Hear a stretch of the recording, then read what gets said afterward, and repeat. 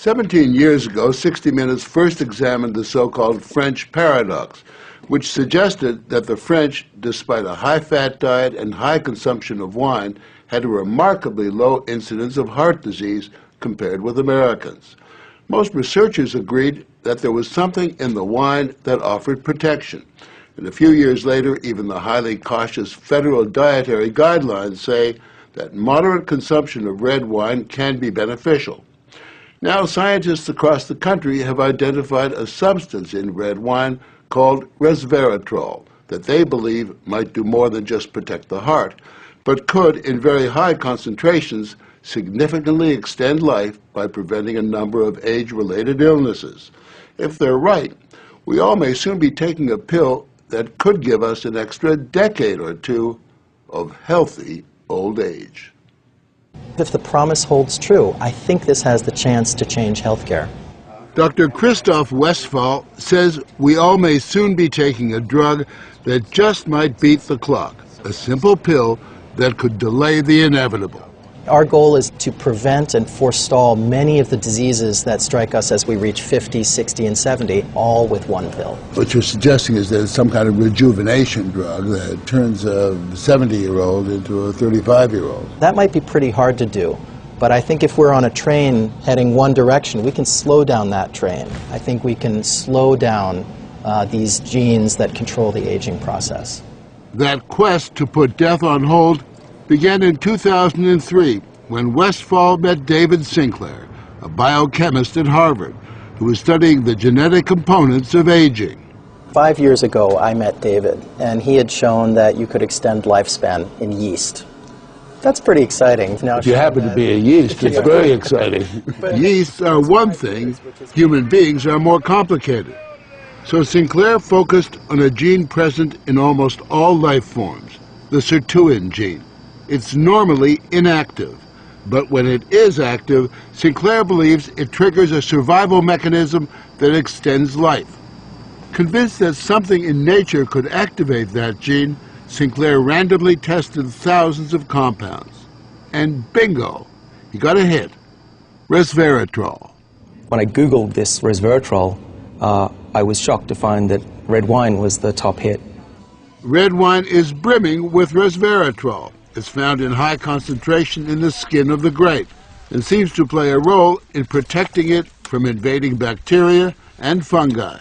Were you aware of the research into red wine that it offered certain health benefits? Oh, sure. I mean, that's why I almost fell off my chair when the link was made, and I thought that this was a potential explanation for the benefits of red wine.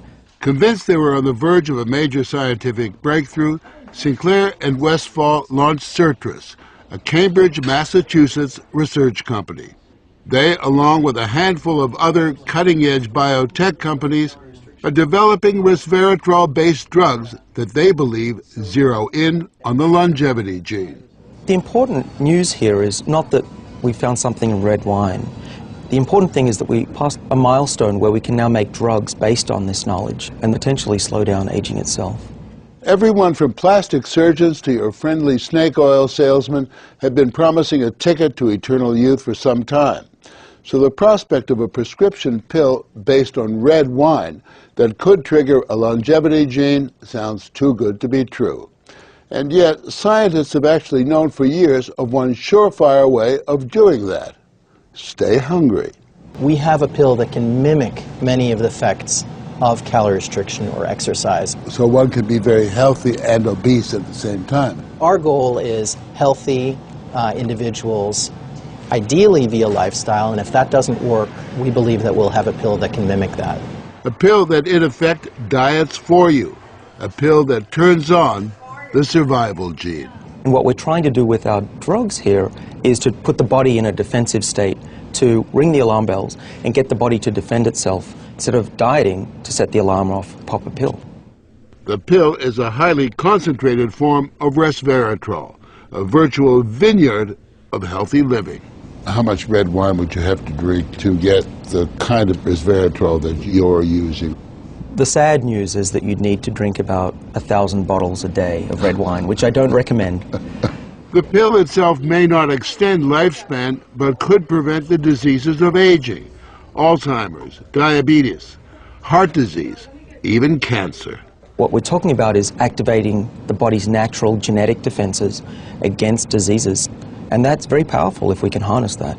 Resveratrol has been tested on mice, and the results have been encouraging. In this test video provided by Sertris, both of the mice have been fed a high-fat diet for 12 weeks. But when placed on a treadmill, the mouse on the right ran twice as far. He was taking high concentrations of resveratrol. You have fat mice and you have fat mice with resveratrol, and the ones that are on resveratrol, they can run twice as far and they live longer, about 20% longer. Other studies showed that among mice fed a high-fat diet, those given resveratrol didn't gain as much weight as those not given the drug. Sinclair believes that resveratrol actually changes the physiology of the mice. The proof, he says, is in the post-mortem. Their organs looked pristine, youthful, fat-free, and their physiology was just like they were dieting, but they were fat. Convinced they were on the right path, they fast-tracked the drug into human trials on people with untreated diabetes, and the results were impressive. It significantly lowered glucose and insulin levels without the patients changing their diet or taking any other drugs. Originally, our hope was that you'd be able to prevent diseases of aging. What we ended up seeing is actually you could therapeutically intervene in patients who have diseases of aging, and that was unexpected. Yeah, the diabetic patients have high blood sugar and the molecules bring it down. That's treatment, that's not prevention. Sertris is now developing what they say is a much more potent synthetic version of resveratrol that will also soon go into human trials, this time on cancer patients. I keep on thinking, you know, what used to seem like it was science fiction, I actually believe the biology is right, and if we're right, this may be the most important thing that we're going to do in our lives. Possibly, but it is important to remember that 9 out of 10 drugs that look good in mice ultimately fail in human trials. Still, the speed and results generated by Sertris and the resveratrol drugs are unusual, and Sinclair believes these drugs will not only keep people living longer, but will keep them healthy longer. What we're talking about is potentially making a 90-year-old as healthy as a 60-year-old. A 90-year-old can play tennis and see their great-grandkids graduate from college. People will live active, healthy lives and then die quietly in their sleep, and that's really the aim here with these medicines. Are we on the edge of maintaining active lives into our hundreds, for example? Well, we've certainly passed a corner in terms of the science, and someone's going to achieve it, and if it's not us, it's going to be someone else. But the question that most of us want answered is, when do we get this pill?